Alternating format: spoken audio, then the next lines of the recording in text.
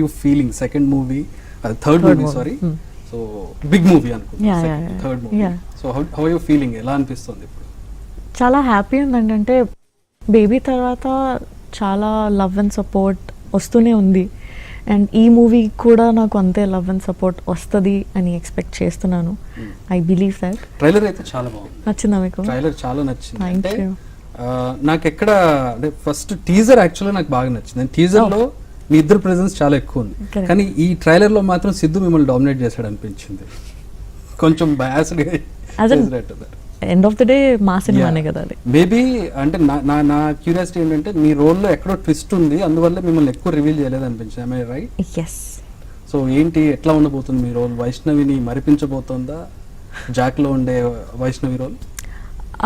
డెఫినెట్గా ఇది different character.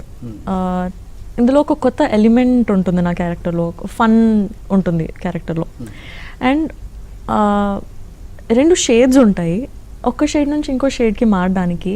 This one nice track, చాలా ఫన్నీ ట్రాక్ ఉంటుంది, అది చాలా ఇంట్రెస్టింగ్ అనిపిస్తుంది. So baby